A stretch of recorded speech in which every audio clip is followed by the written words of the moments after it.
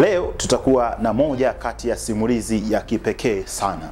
Efata Talk siku ya leo tutajadili kuhusiana na moja kati ya mtu ambaye ameacha historia na gumzo duniani. Si marehemu, wala historia yake si ya miaka 1980, wala si historia iliyoandikwa katika vitabu vya miaka 1800, bali ni historia ya anajiita Nicky Vujicic. Huyu Nicky ni mtu wa pekee kabisa duniani. Story yake inaanza tarehe 4 ya mwezi wa 12 na mwaka 1982 pale nchini Australia, ambapo baba na mama walipata bahati ya siku hiyo kupata mtoto. Hakika alikuwa ni mgeni katika dunia, mgeni aliyepokelewa na baba na mama hao katika familia yao. Lakini bahati isiyo njema, mtoto aliyempata siku hiyo alikuwa ni wa kiume, lakini asiye na mikono wala miguu. Hana mikono wala miguu. Si rahisi kulizungumza hili, lakini nipende kusema kwako ni kwamba fikiri kama wewe ni baba au mama na siku hiyo unategemea kupata mtoto mara baada ya ujauzito miezi 9, basi unaenda hospitali na anazaliwa mtoto asiye na mikono wala miguu. Hivi ndivyo ilivyokuwa katika mwanzo wa historia ya Nicky Vujicic, ambaye leo tunamtambua kama Nicky V Ministry. Huyu mtu ana historia kubwa kabisa.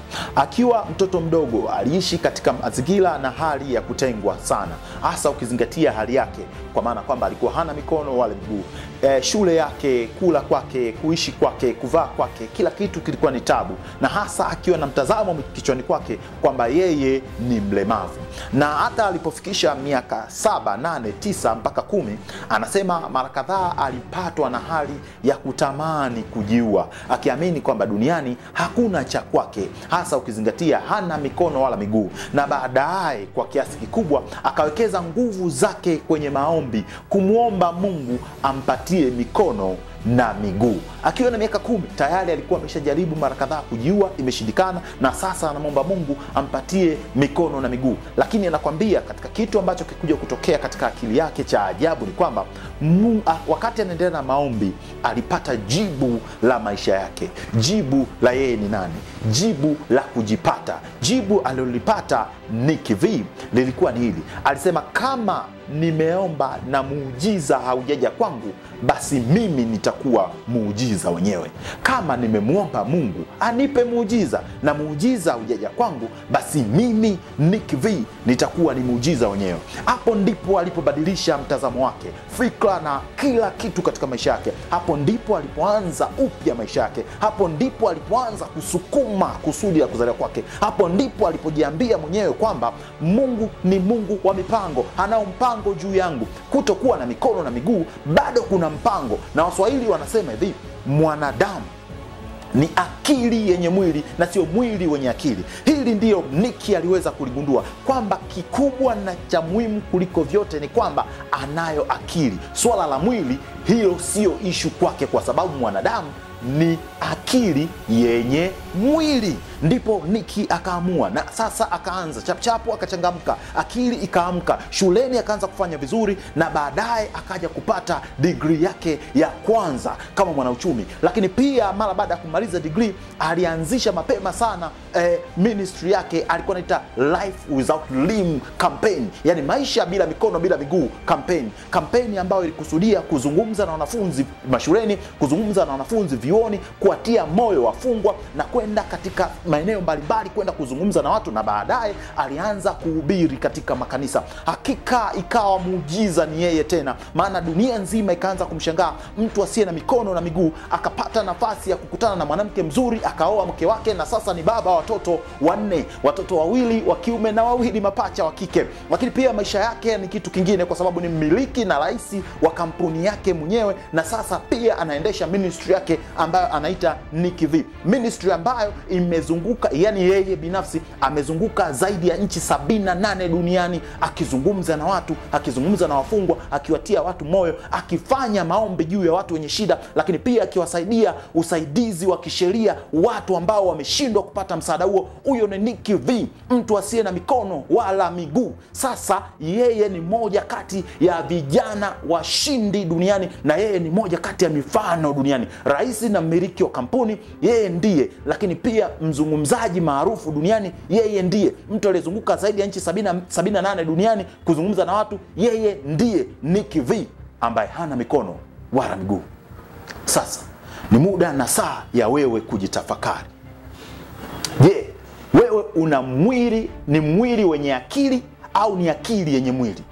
Jiangalie, unayo sababu gani ya kukata tamaa? Unayo mikono miwili, hauna mikono miwili? Unayo miguu miwili, hauna miguu miwili? As long as kichwani kwako kuna akili, huu ni muda na saa ya kuamka. Umesoma na kupata kazi, huu ni muda wa saa ya kuamka. Unasema mimi wajomba, washangazi, ndugu, jamaa na marafiki hawakunisaidia. Hii ni saa ya kuamka. Kama umemwomba Mungu na muujiza hujatokea kwako, wewe kuwa muujiza wenyewe. Kuna kitu gani ambacho ulitamani upate maishani mwako? Kitu gani umekipigania kwa nguvu maishani kwako? Kitu gani umesema kiwezekani maishani kwako? Kama kimewezekana kwa Nick V, kinawezekana kwako pia. Kama mtu asiye na mikono wala miguu ana uwezo wa kutia watu moyo, inawezekana mara 100,000 zaidi kwako. Kama kuna uwezekano wa mtu asiye na mikono wala miguu kumiliki kampuni, inawezekana zaidi kwako. Kama kuna uwezekano wa mtu asiye na mikono wala miguu, yeye ndiye kuwa tumaini la watu wengine, inawezekana kwako. Usiangalie hali ulionayo, usiangalie sasa hivi unapitia nini, usiangalie sasa hivi unapungukiwa nini. Angalia Mungu ameweka nini ndani yako. Hakika kuna mafunzo yafuatayo tunajifunza kutoka kwa Nick V. Cha kwanza, ukijua bila kujali maisha yamekunyima nini, hakikisha unapata ulichokusudia. Hakika duniani hapa tunapokuja, kuna vitu viwili ambavyo tunatakiwa kuelewa maishani mwako. Ni either unaomba au unahitaji. Kuna watu hapa duniani wanahitaji, anasema mimi natamani kuwa fulani, natamani kuwa mwanasiasa, natamani kuwa msanii, natamani kuwa msomi, natamani kuwa na kazi nzuri, natamani kuwa na familia. Kuna watu wanatamani, afu kuna watu wanataka.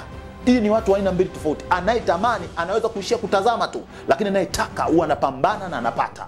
Nick V ni mfano wa watu ambao wametaka na sasa wamepata. Yeye ndo mzungumzaji ambaye ameweza kuunganisha watu takriban 800,000 katika ukumbi mmoja na kuzungumza nao, mtu asiye na mikono wala miguu. Je, unatamani au unataka? Hakikisha unasimama na unaenda kupambania kile ambacho siku zote kimekuwa ni ndoto yako, na hakika na kuhakikishia utakifikia kama tu utataka. Lakini kitu cha pili tunajifunza kutoka kwa Nick V ni kwamba binadamu, narudia tena ile kauli, binadamu ni akili yenye mwili.